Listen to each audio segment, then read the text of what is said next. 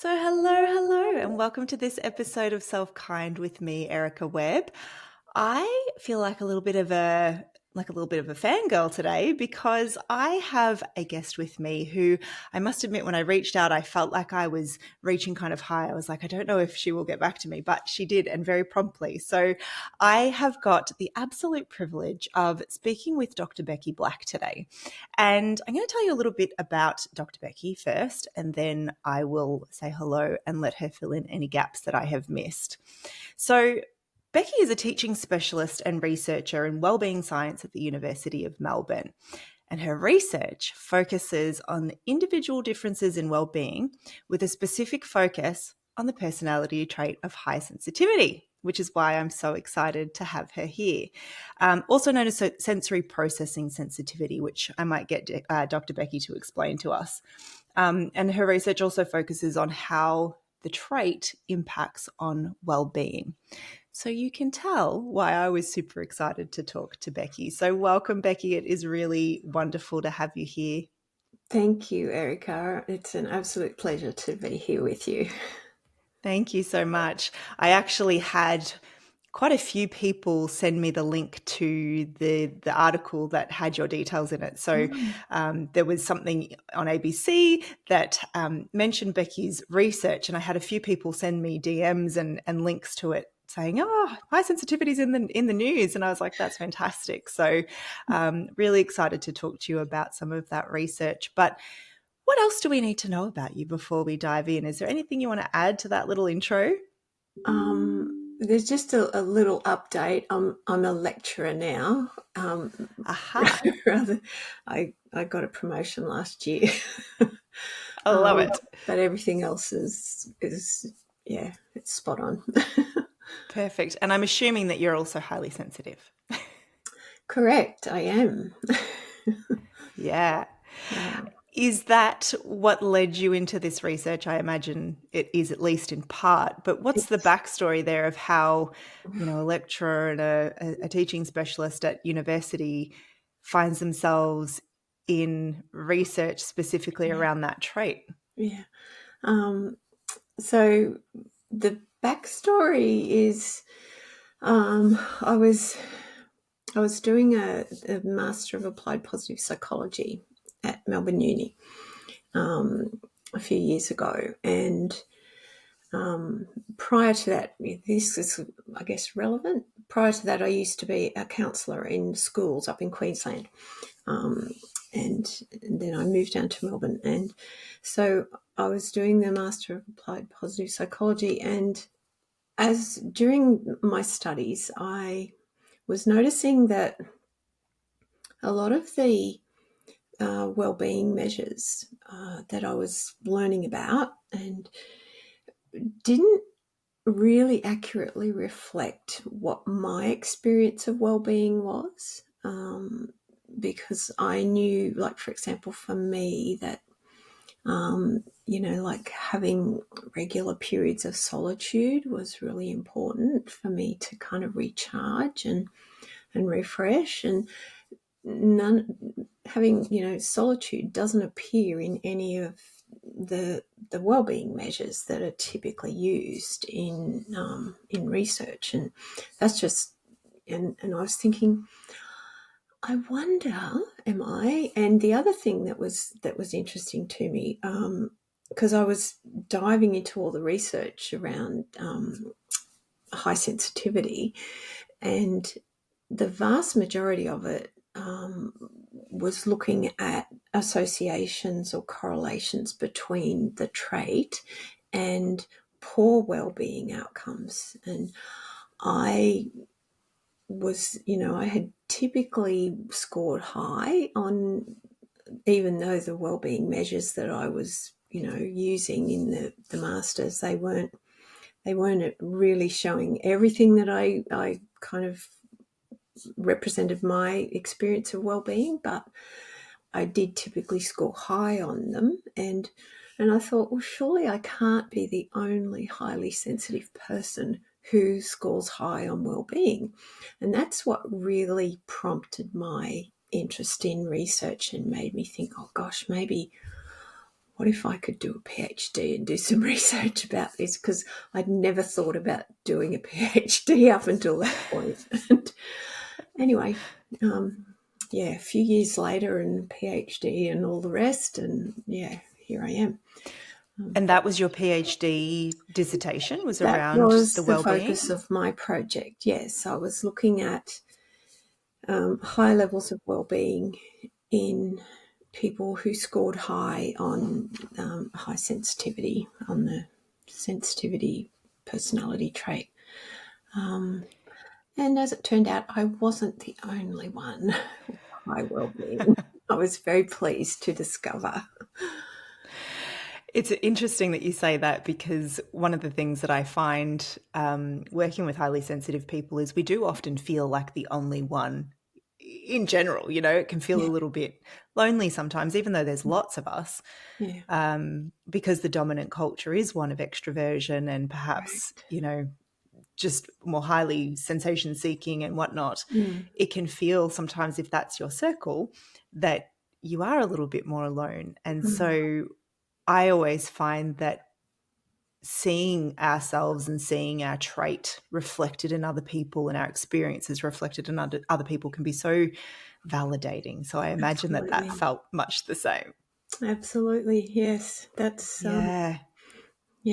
and as you say, here in Australia, we tend to have a very extrovert centric kind of culture and society. It's quite similar to a lot of Western Europe and the United States in that respect. Although there are other cultures and societies around the world that aren't quite so extrovert focused. But as you say, you do tend to feel like a little bit like an oddball. And it's, it is very validating. Yeah. So maybe we should back up a little bit. I mean, my audience is pretty, I think mostly familiar with this idea of high sensitivity, but sensory processing sensitivity is a different term. And I know that's one that's used more in the scientific world and more in the academic world. Are we describing the same thing when we use sensory processing sensitivity? Yeah, it's exactly the same thing. Sensory processing sensitivity is like you said, the technical term or the scientific term that's used. Well, actually, it's one of the terms that the trait is also known as environmental sensitivity. And I've never heard that one. That means exactly the same thing as well. And it comes under kind of a broad umbrella of, sensitivity to the environment. There's like the highly sensitive person, environmental sensitivity, vantage sensitivity, differential susceptibility. There's a few different kind of terms that come under that broader umbrella, but they're all kind of talking about basically the same trait. Yeah. Right. Okay. Some of those are new to me. I haven't heard of all of those. Yeah. Yeah, but I actually really like the term sensory processing sensitivity, because I think sometimes when I work with people, they don't recognize, or they haven't yet recognized, that it's a very real thing that's happening internally, and it's not just that you're quieter necessarily, or that it's quite different to introversion, and we know that some highly sensitive people can indeed be extroverted. Yes. But I like that way of terming it, that it's like, no, you're sensitive to the processing of sensory information. Yeah. It makes it, I think, a little bit more tangible for people, and perhaps even a little bit more real.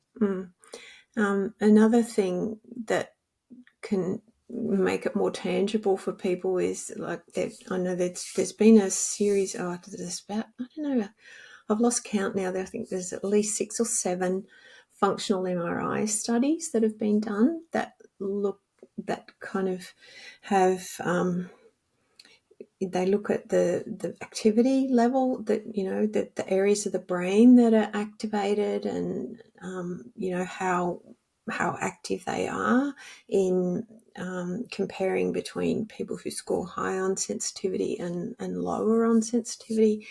And so there's real kind of objective, tangible evidence there that shows that people who score high on sensitivity, well, there's more areas of their brain are active and than people who are low on sensitivity. So there's and it depends on there's different kind of they've exposed them to different kinds of stimuli, like emotional stimulus and I think visual. I can't remember all the others, but there's really quite tangible and objective evidence there to show that there's like the deeper or the cognitive processing that's and I think a bit more focus seems to be kind of being directed at that aspect of the trait, the cognitive processing aspect. That's the very recent research is kind of indicating that is like one of the kind of central I guess characteristics, and then because being overstimulated and feeling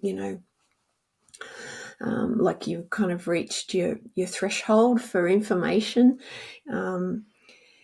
that is a result of that deeper cognitive processing that happens, and also the being noticing subtleties in the environment, that and that the deeper cognitive processing that occurs because of that, it leads to the feeling overstimulated. And so you can see that the main characteristics of the trait are all interconnected and influence each other. But it's I think the research is indicating that the cognitive processing aspect is quite central to the trait, and there is a genetic component to it as well. There's been some research published in the last couple of years that shows it's about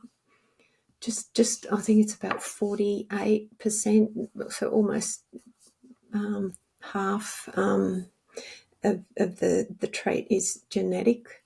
Wow. So there's that component, and then the remainder of the influence on the trait is from the environment, and that's true of pretty much all personality traits. There's a genetic component, and then there's environmental influences that will impact the development of those traits. So. Yeah, that makes sense. And I can imagine that there'd be instances too where you have a highly sensitive individual who is in a very non-supportive environment to that trait, and then the masking that must occur. Yeah. I mean, I certainly know I've done that in the past when I'm in certain environments where you're trying to be perhaps a bit more extroverted or a bit more like, I can still keep doing this even though I'd really like to crawl home to sit by myself. I think it makes, I love that there's so much more science behind it now, because when you realize too that it's not like you can just choose not to process, it's not like you can say, can we just turn off the processing for 5 minutes? Yeah, we can't. No, which then, a little bit less of that. I think sometimes shame can accompany the trait a little bit in terms of I should be able to keep up. I should be able to do these things that I see other people doing. And when you realize, oh, but no, it's happening in your body. It's happening in your brain. Yeah. And I think that, that shame and the wanting to, kind of wanting to change basically who you are or how you respond to things, that seems to be more prevalent when when you don't know about the trait, like from like when people learn more about the trait, it helps them to understand their experience more, and then, like, this was certainly the case with the people that I interviewed as part of my research. They they told me that learning more about the trait really was a benefit to their well-being overall, because they weren't trying to change who they were, or they didn't want to they weren't kind of trying to make themselves fit in with everybody else around them, or think, oh, I shouldn't be feeling like this, or because they could understand what was happening. And if they started to feel like they were reaching that threshold, or they were aware that their body was a bit activated, their system was a bit activated, and they could understand, well, oh, this is just the personality trait is just the sensitivity, and it's okay. And whereas before it would have been more of, oh, what's wrong with me? Why can't I change this? So learning more about the trait can be very beneficial for people's well-being. Yes, absolutely. That's such a good point. I grew up with a lot of very extroverted, very, big personalities that I think at times tried to sort of live up to, and then at other times just felt kind of overshadowed by. Yeah. But that knowledge is so important, which is why I'm so excited that there's more research happening. And I reckon that's a really good sort of segue into talking about a little bit more about your research. I have your paper here, actually, which I printed out and highlighted because I am a bit of a nerd.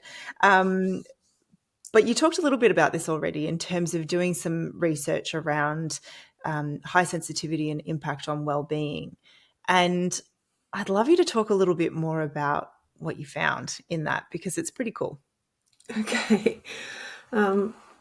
So there were two parts to my research project. The first part, I did a large online survey, and I think I got about 430 something responses, and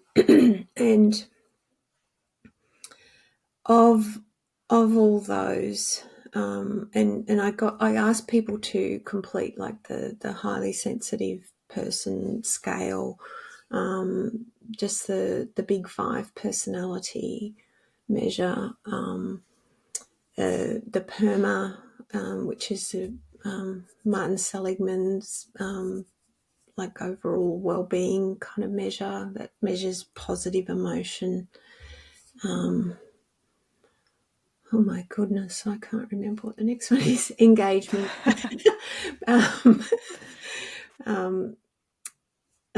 Positive relationships, meaning and accomplishment, and there's a couple of health indicators in there as well. And so that was, I used that as a kind of a basis for well-being. And then I wanted to be able to, I guess, separate neuroticism out of and symptoms of depression out of the results. So I got people to fill in the brief. There's a depression inventory which had like 10 questions, and so that was the first part. And then of those, I've got 430 odd participants. There were about, I think from memory, 37 who scored high on sensitivity, and they also scored high on wellbeing. And then I had also asked people to indicate if they would be willing to do follow-up interviews with me, and so then I sent out requests to everyone that indicated, and I got, it was really interesting, the people who scored high on extroversion, they responded straight away and said, "Oh yes, I'll do an interview."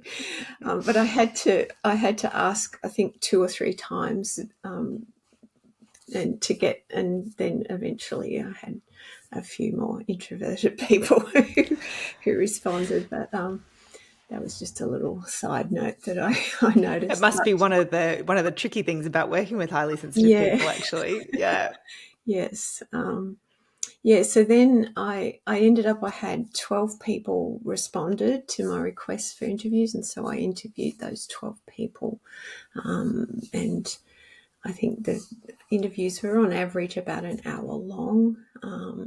And so I was really interested then to learn what they do, because they had really high scores on wellbeing, but I was really curious to know, well, what do they do to kind of support their wellbeing or maintain their wellbeing? And all of them, I think without exception, said that, had regular solitude.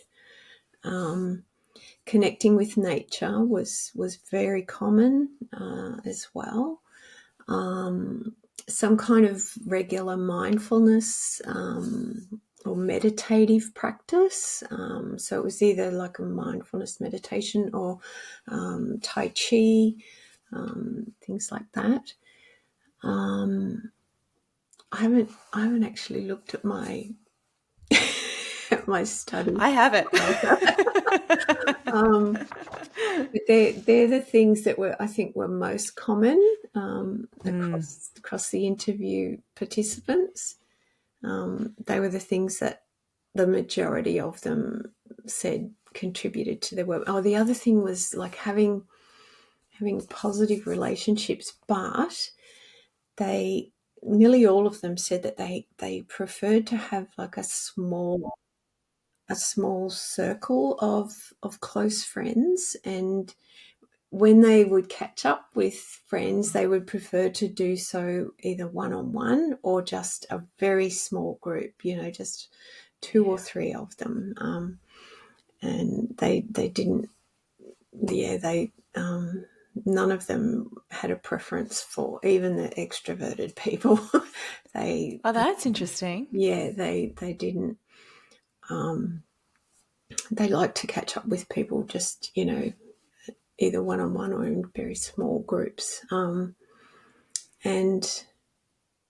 some of them, for the extroverted people, that being able to balance their social, because they did have that kind of inherent desire to, be with people and be more outgoing, but the high sensitivity creates for extroverted people, it can create like a bit of a tension between that need to be social balanced with their need to have, quiet times or periods of solitude.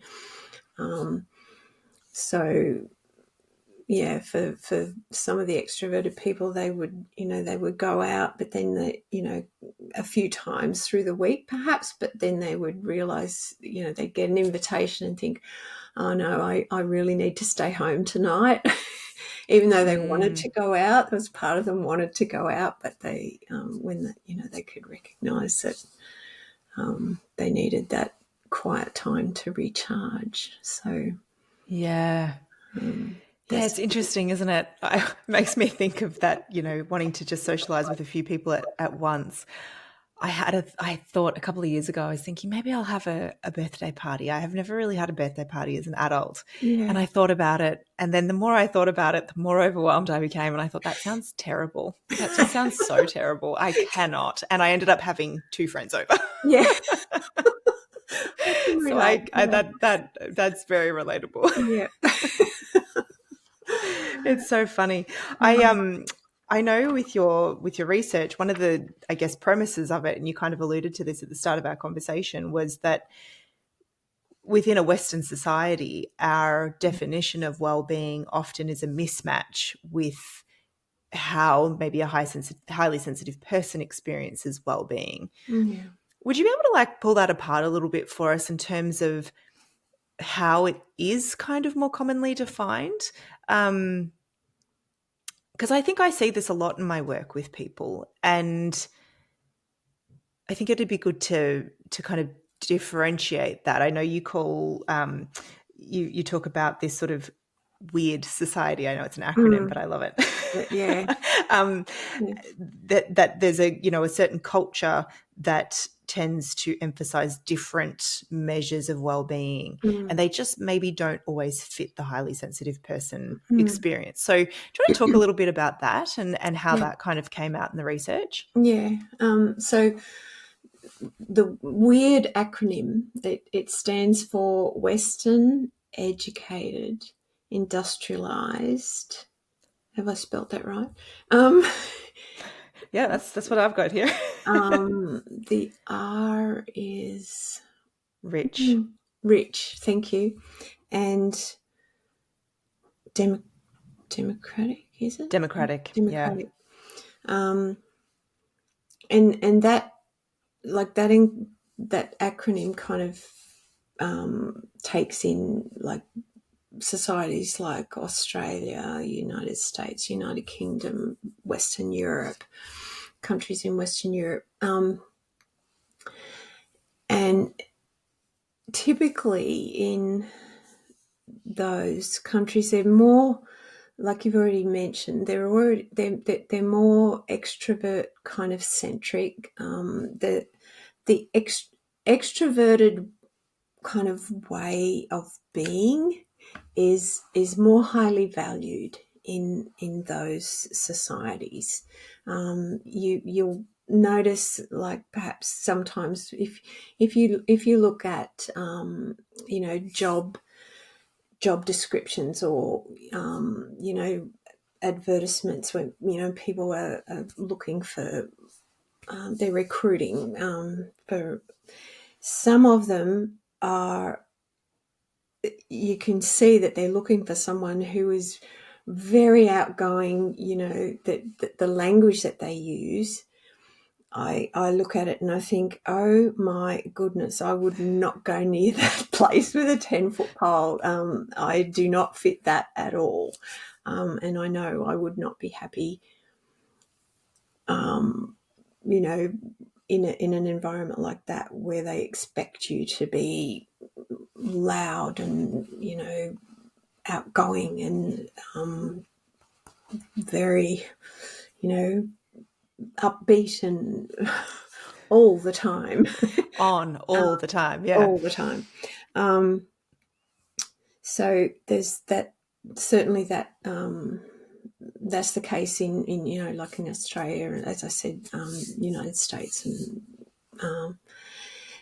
but there's also been some research that's looked at well-being in sorry, I'm getting ahead of myself. The other another aspect of kind of the ideas around well-being, because it's very individualistic focused, so it's very much focused on what the individual thinks and feels and their experience, and it also assumes that, well, with that individualistic focus, that well-being, it's most of what influences your well-being or impacts your well-being is exists within the individual. So the individual can change their well-being. It doesn't really take into account the factors, the societal factors, or the things that are happening in the systems around the individual.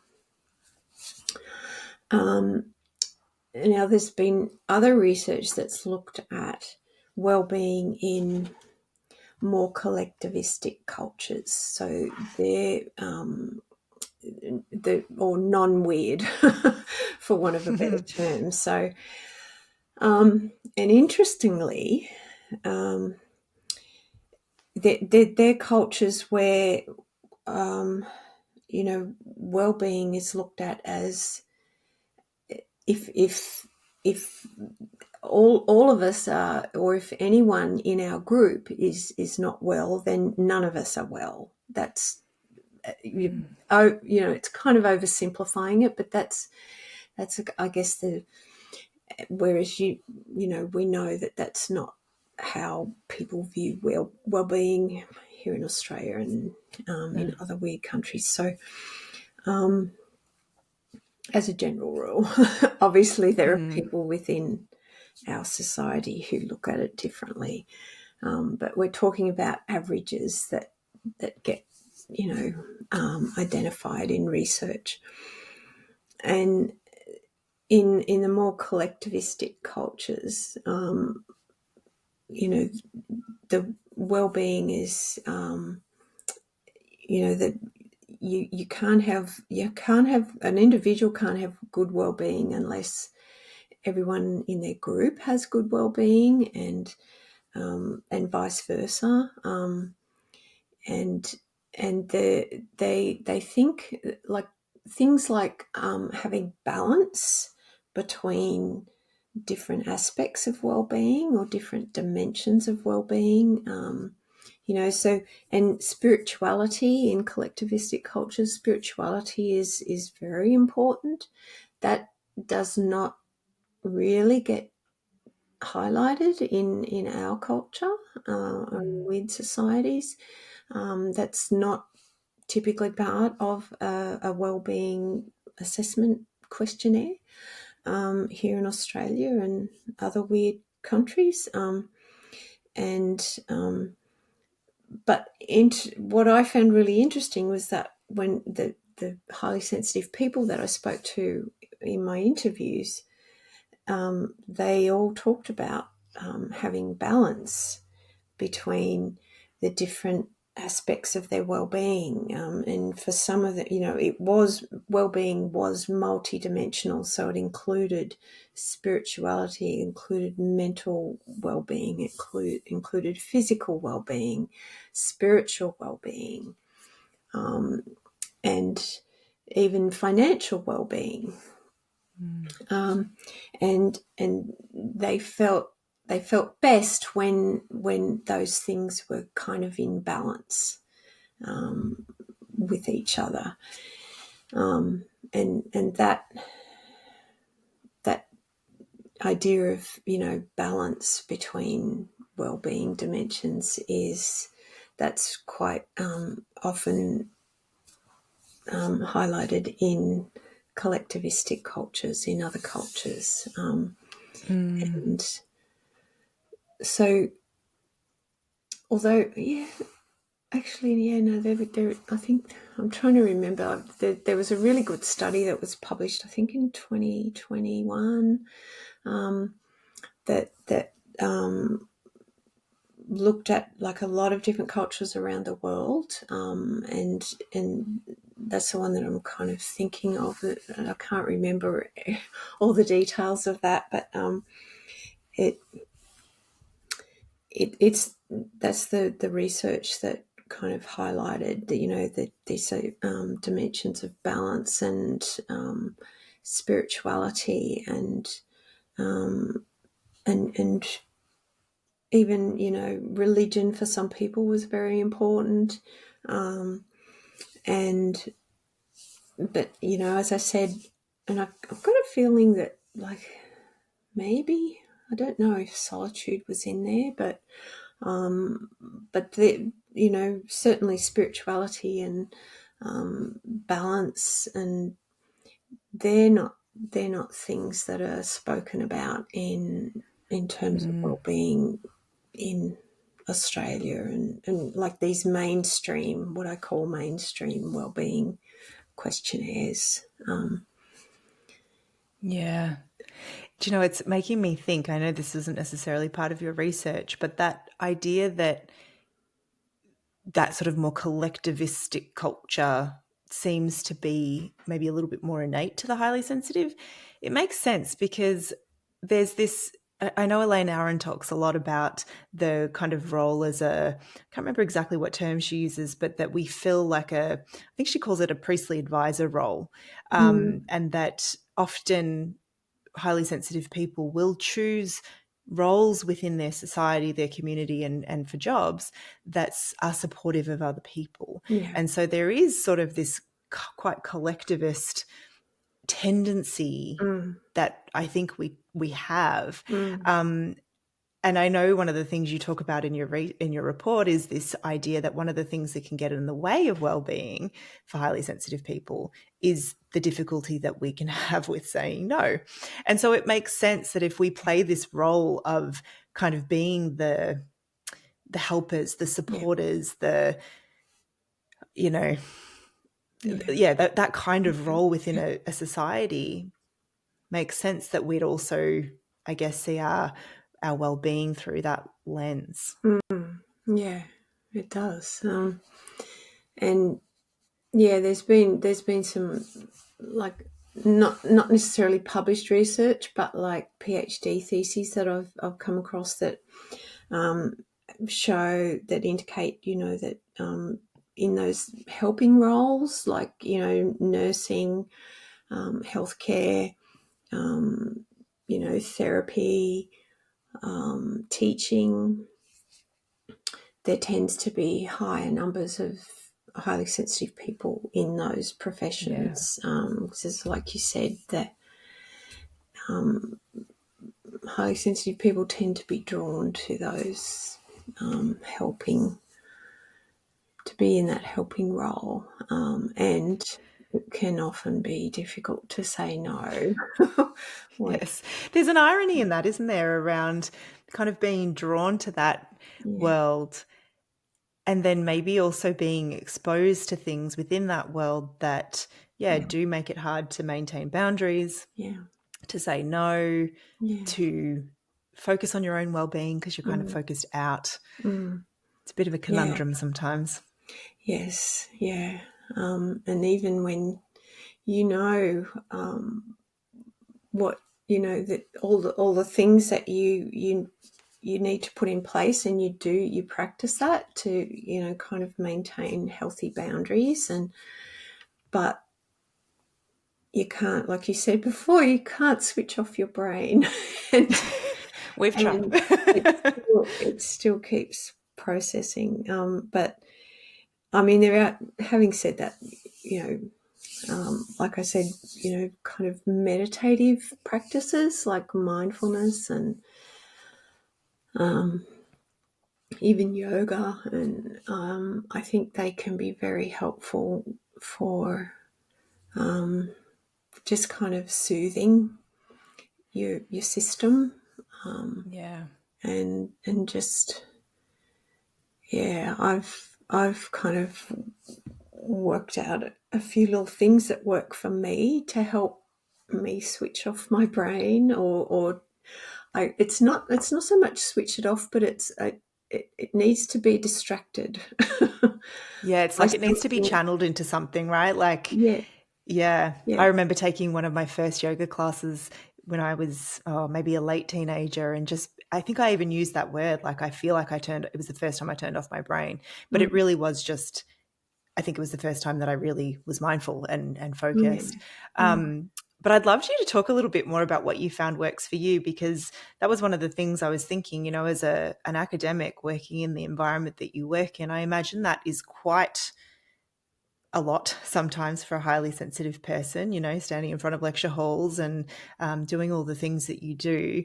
Would you be comfortable just to share a little bit with us about what you do for yourself as a highly sensitive person working in a maybe less highly sensitive dominated, well, maybe not, maybe you're surrounded by lots of highly sensitive people, but Well, an environment maybe that's not so conducive? I've often been curious about that, whether I've not come across any research that's looked at how many highly sensitive people are drawn to, a profession in academia. There's your next research paper. Maybe. I reckon there'd be a lot. I'd be curious. There could well be. But I find it a little bit easier in my current role, in working at the university, to particularly I work in the Centre for Wellbeing Science, and so our team are all very supportive of each other, and we respect, and our boss, our director, she reminds us, everyone, all the time to take care of your well-being, and she's very supportive of us, kind of setting and having healthy boundaries, and making sure that we kind of have that.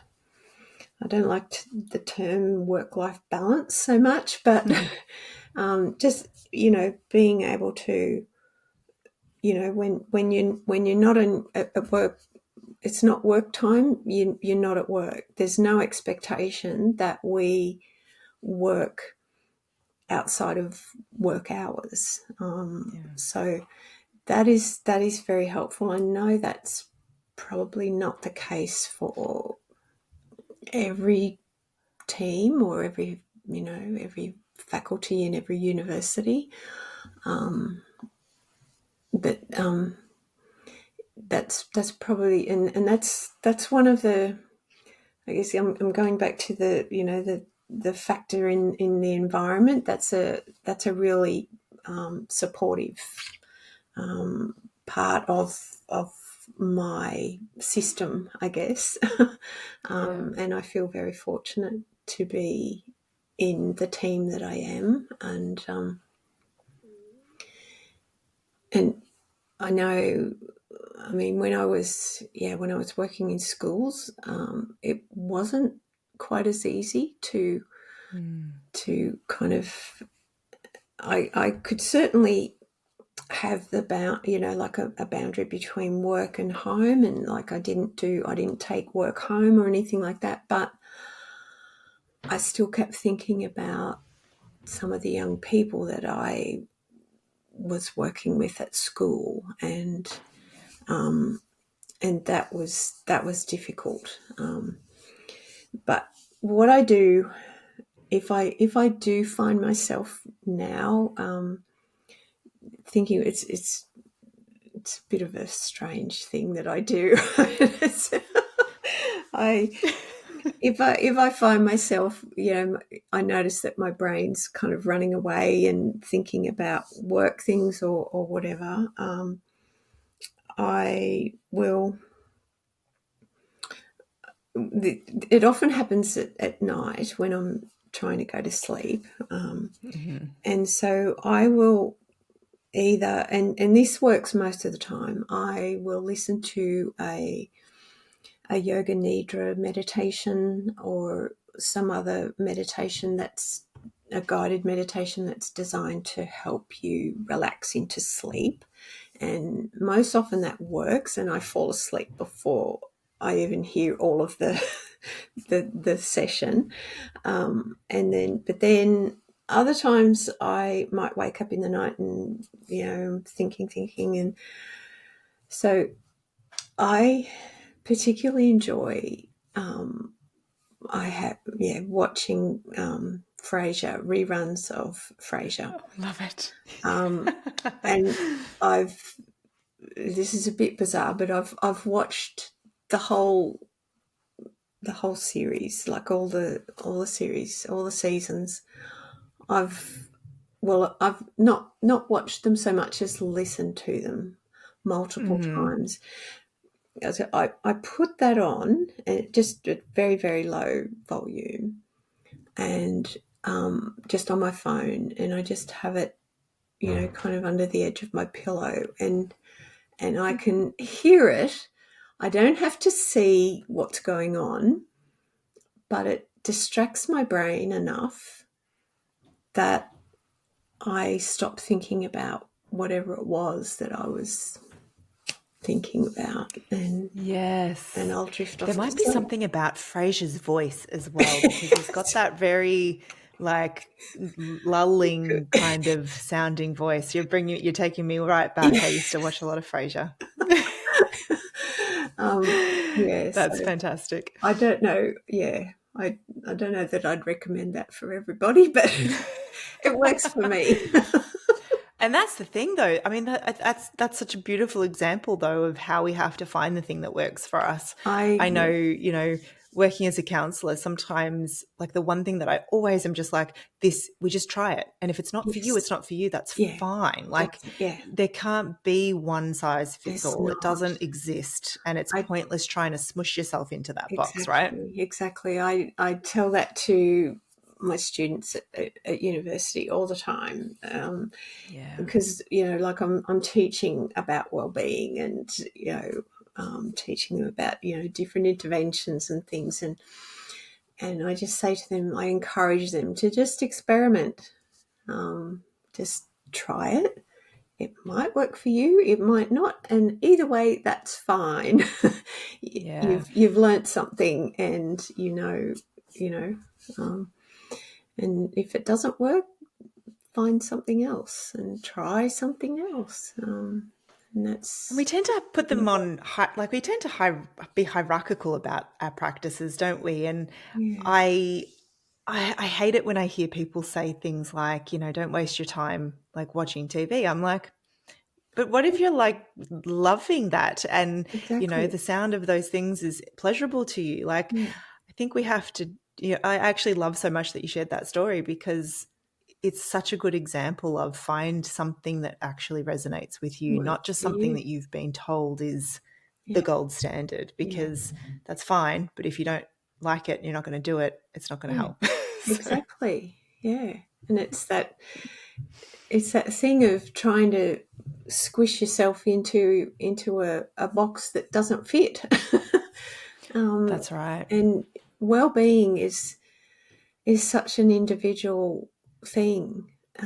It can be different, slightly different for everybody, and that's another thing that I remind my students of. Because I think because they're wanting to be, they're learning about all the different aspects of wellbeing science, the theories and the interventions, the practices and everything, and I think sometimes we want a silver bullet, or we want something that's going to work for everybody, but honestly, I am not certain that exists at all. I'm certain that it doesn't exist. So far, I've not found anything that. No. So, and that's great. Like, that's as it should be, because we are not all carbon copies of each other. We're all slightly different, and even if we kind of score high on this personality trait of sensitivity, again, all highly sensitive people are not exactly the same. They're not sensitive in exactly the same ways. They've have kind of be more sensitive to smells, and some will be more sensitive to light and whatever it is. So we're all a little bit different, and that's great. Yes, which is a beautiful thing.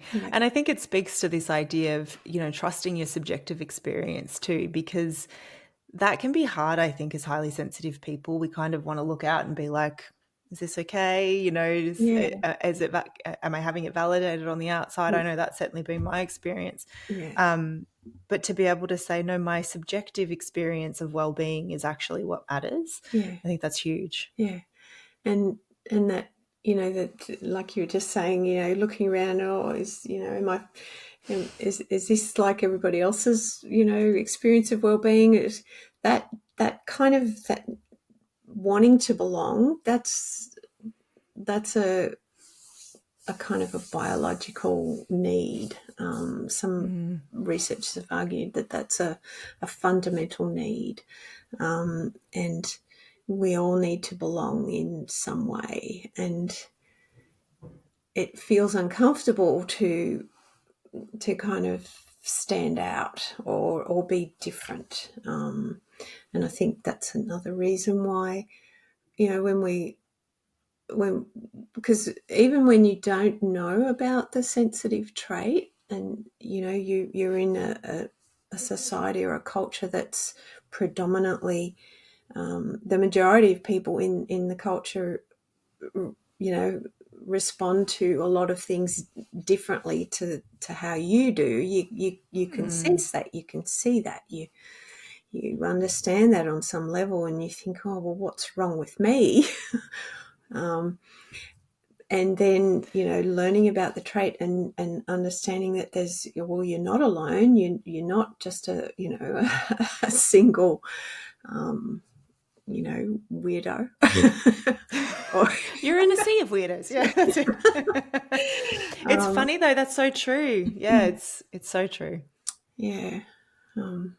It makes me think when you say that, like I have a lot of friends who love going to concerts, and I just don't at all like going to concerts. I like going to some things, but for the most part, live music is just not my thing. I just find it too loud and too many people and too many this and too many that. And I, for a long time, was like, what am I missing? What's wrong with me that they all love this and I just have no interest? But I think it's nice too when you find more highly sensitive people and you can have that language between you, how that can change conversations too, which is why I love that it's becoming a lot more talked about in the world. Yeah. Yep. Yeah. I'm very pleased to see that, the awareness about the trait is gradually growing. Yeah. What's on the horizon for you in terms of research and things? Is there anything in the pipelines that you want to talk about? You don't have to. I'm currently collaborating with some researchers over in the United States on a project where we've just started. We were fortunate to.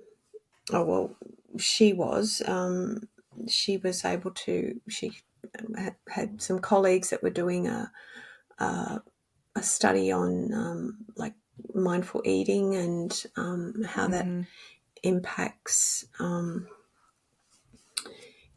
people's kind of their eating habits overall, and their ability to kind of stick to a particular type of eating plan. And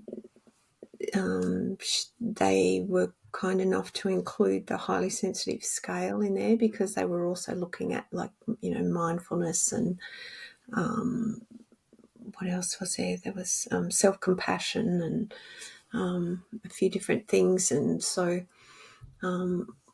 we've got some data there that we're looking at. We're starting to analyse now, and I'm also collaborating with a colleague in New Zealand. Very early stages. We're still putting together the ethics application for that, but we want to look at there's a teacher report of the highly sensitive child scale, where teachers can do a report, and it's been validated over in the UK and in Switzerland. We want to kind of replicate that. But it's a bit tricky at the moment with all the pressure on teachers and yes, and schools, yes, to And important though, you know, I think I'm mum to two highly sensitive kids, and it's definitely not understood.